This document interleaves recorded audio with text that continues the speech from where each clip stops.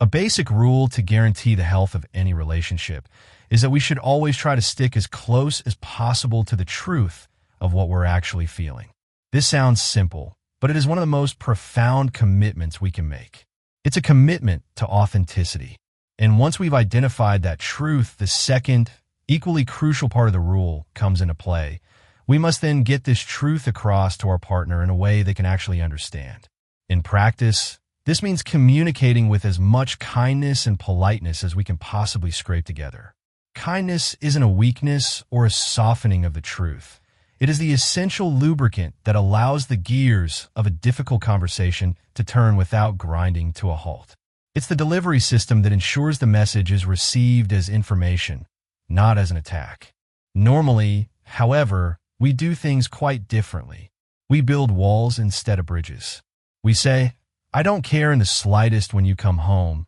I'll be asleep anyway." Behind those words is a storm of unspoken emotion. What we really mean in the quiet, vulnerable part of our hearts is, "I miss you so much. I feel lonely when you're not here. And I'm rather upset that you keep going out with your friends because it makes me feel like I'm not a priority to you." The dismissive phrase is a shield, protecting us from the perceived weakness of admitting we need someone. Or, in a moment of intense conflict, we lash out and say, "Go to hell and die, I hate you." This is the language of panic. It's a desperate flare sent up from a place of fear. What we really mean is, "I'm terrified of how much I depend on you. Your actions have hurt me so deeply that I feel overwhelmed. And the only way I know how to express this intensity is through anger, because anger feels more powerful than admitting I'm scared you might leave me."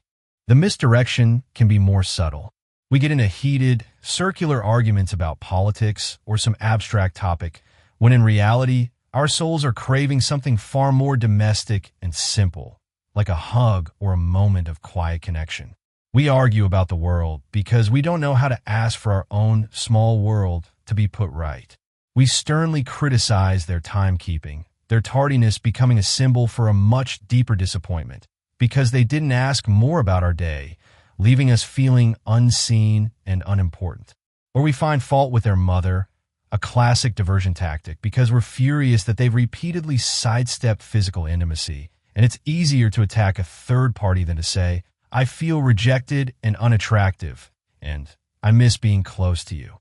Or, in a particularly cutting example, we might watch them trying to do something nice and say, "Will you stop fussing around the kitchen preparing things I don't even want to eat?" It's an act of pushing away care. But what we might really mean is, "I'm being cruel right now because I'm carrying a hurt from earlier that I don't know how to talk about. Your kindness feels painful because it contrasts so sharply with the anger I'm holding on to, and I don't know how else to express my inner turmoil." Why can't we more often say what we mean? Let's be clear, we aren't just being silly or difficult. None of this is simple. This skilled ability to translate our raw, chaotic inner world into clear, kind, and honest language is one of the highest human achievements. In a better arranged world, we would have Olympic competitions to focus our minds on and celebrate the skills involved. There would be events like the 100-meter vulnerability dash, where contestants have to admit a deep-seated fear to their partner, or the marathon of patient listening, where one has to hear criticism without interrupting. The winners would be given large houses and would often appear on television, not for their athletic prowess, but for their emotional intelligence. To speak candidly, yet kindly, is as complex and nuanced as learning to play the violin and, perhaps a good deal more useful and beautiful in our daily lives. We fail at this because we have almost no experience of anyone pulling off such a wondrous and mature feat anywhere around us. We are products of our environment. We were likely to have been brought up by people who themselves were not taught this language. They spoke in code. They said things like, "You're off my hands now. It doesn't matter to me what you do," when their hearts were really screaming, "I crave closeness and wish you would call more often. I'm afraid of being forgotten." They taught us, through their own example, that vulnerability is dangerous and that our true needs should be hidden away. So, how do we learn this new language? We do it by practicing, by consciously choosing a different path. Here are some examples of what we should try to do. Think of it as a translation exercise. Let's take the raw, reactive statement and translate it into be the honest kind statement. So, is, shut the hell up about your stupid friends. This is a statement of angry exclusion. The translation might be, I'm feeling a bit ignored at the moment. It sounds a bit ridiculous, I know, but I can't help feeling a little bit jealous of how much time you seem to be spending with your mates. I miss our time together.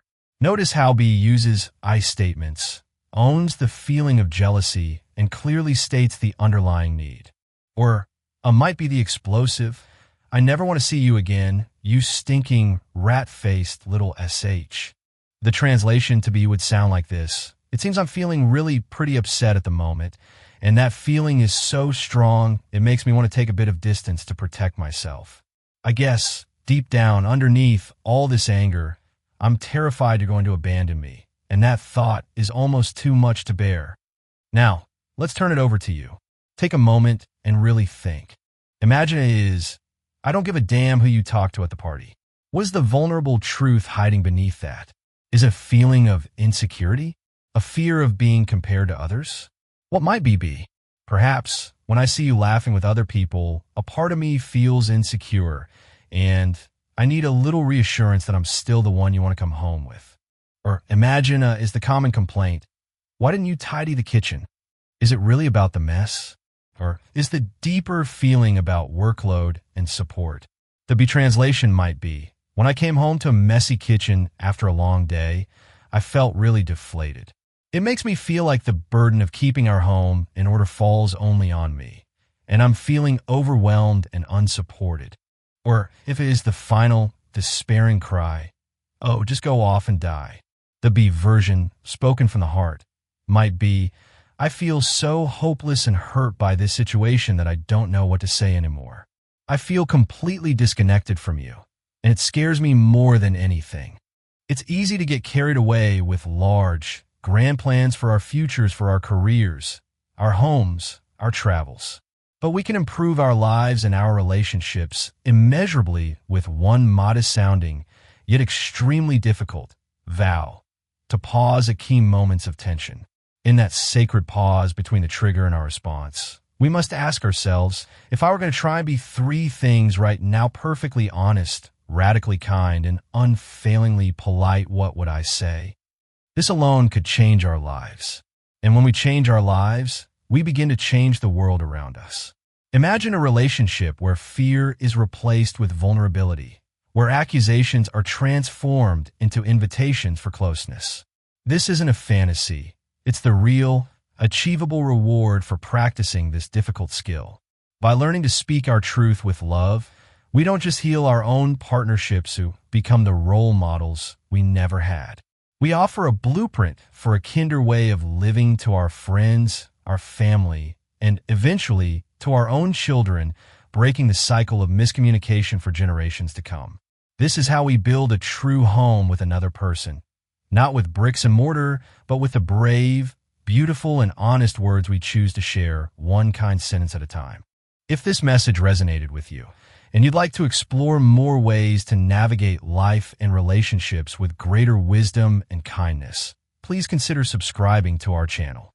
We are committed to building a community dedicated to these very ideas, and we'd love to have you join us on the journey.